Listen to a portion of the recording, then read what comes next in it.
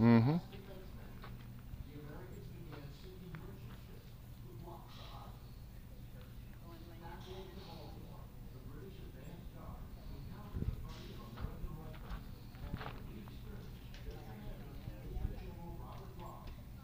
Morning, folks.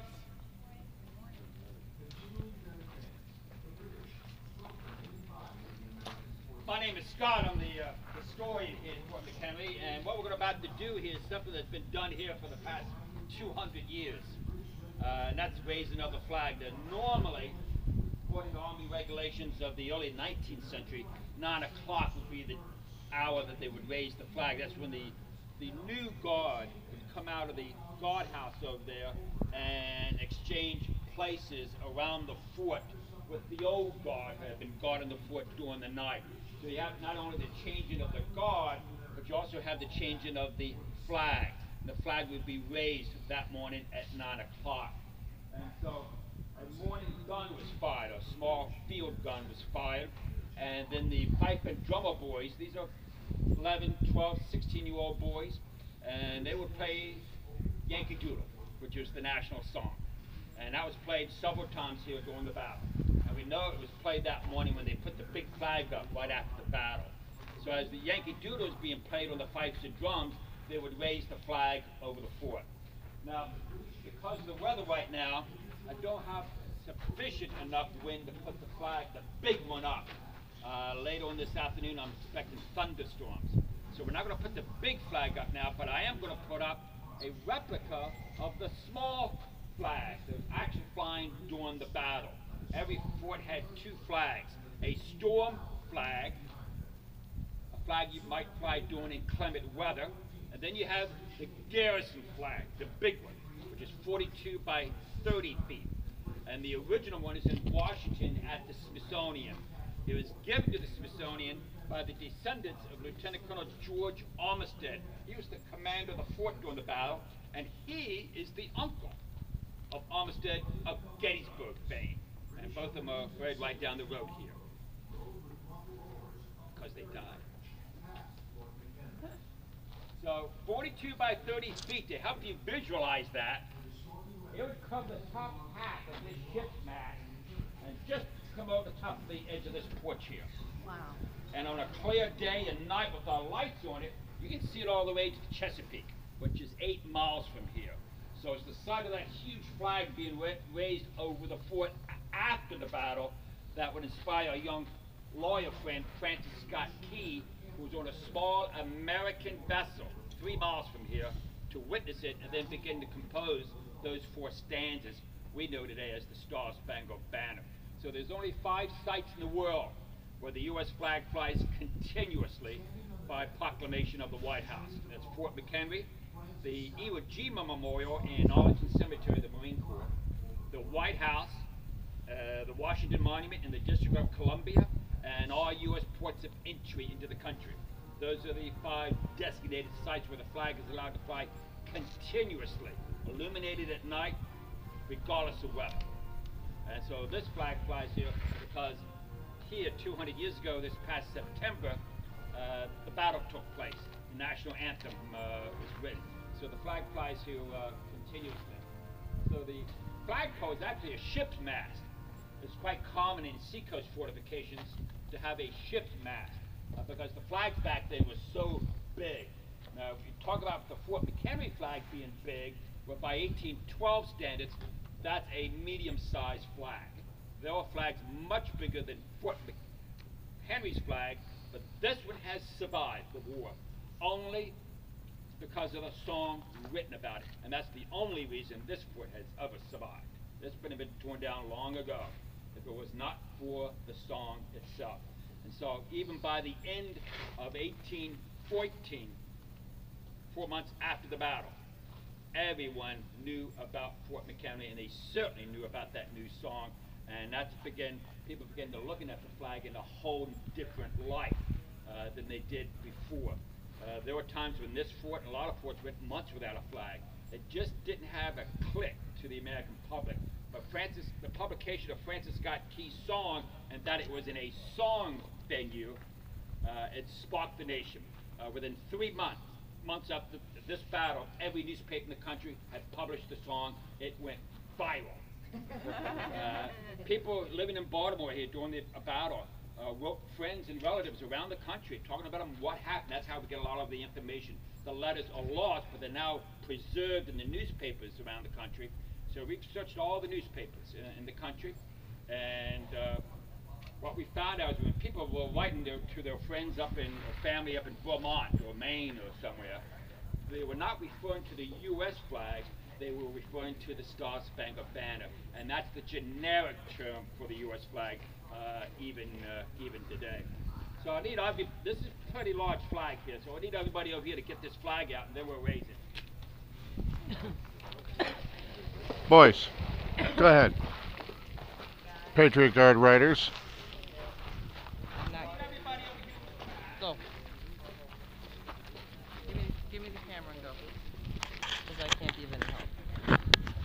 So you know it's an honor. Is it on? Yep.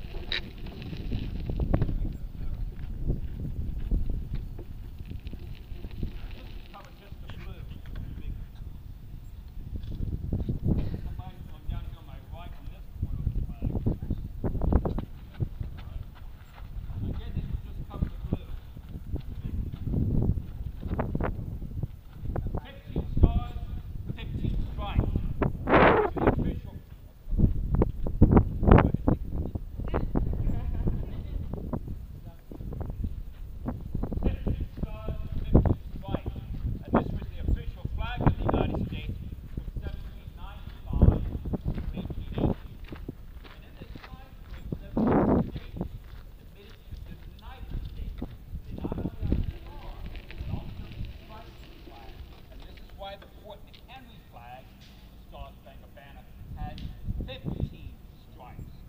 Vermont, Kentucky are the bottom two. However, by 1812, when we declared war on England, rightly so, there were actually 18 states. Tennessee, Ohio, and Louisiana had all been admitted by 1812. For some reason, Congress never got around to adding those 3 extra states to the flag. Because they were busy. So although we have 15 stars and stripes, there were actually 18 states at the time. They just didn't think of the flag as they think of it today. And so, after the war, as the country now began to move west, down the Ohio, across the Allegheny, 2 more states come in, Indiana, Mississippi. So now in 1818 we have 20 states. 5 are still not represented on the flag. Congress realized as the nation moved west, because every citizen who fought in the War of 1812 received upwards of 320 acres of free land out in the Illinois, Michigan territory. And that land was yours. Got a nice certificate. Served for 5 years of the duration of the war here in the U.S. Army. Got paid $8 a month. After your honorable discharge, the government gave you $50 cash. And you got that certificate. Beautiful certificate. Now you hold on to that certificate. You have to wait till 1853 for the Army actually serves you.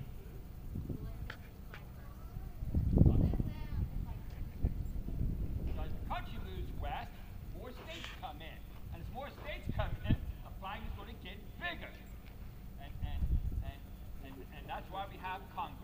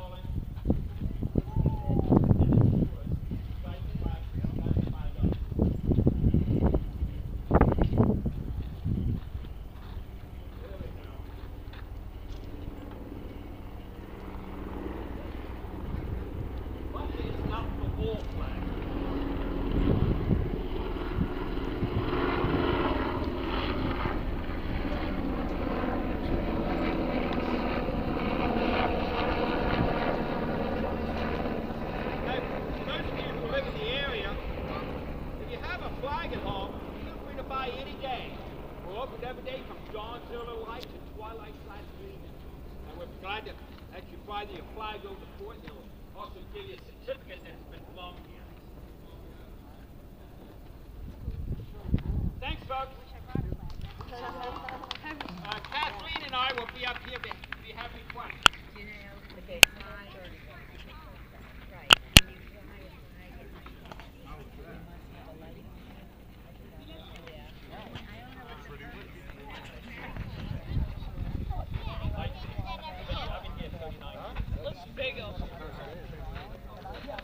And the only reason it was pointed up is I was watching that other flag come down. Oh, okay.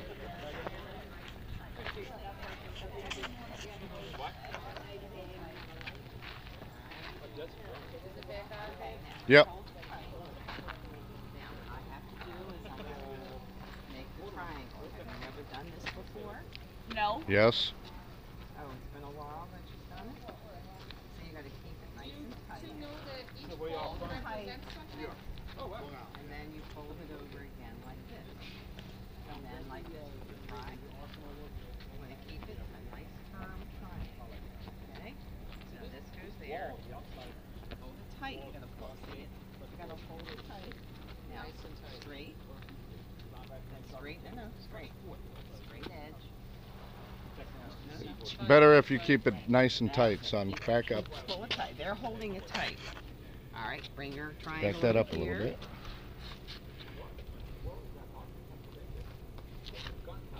Like that. Gotta get it tight. So it stays as a nice triangle. And now flat, like that. Thought I almost got ran over. And now you go this way. Look, that's a triangle, see? Triangle. Now you go straight. Fold it over one more time. And then that edge gets tucked in. Thank you very much for your help. Yeah. Appreciate it. Okay? Now you know how to fold it up.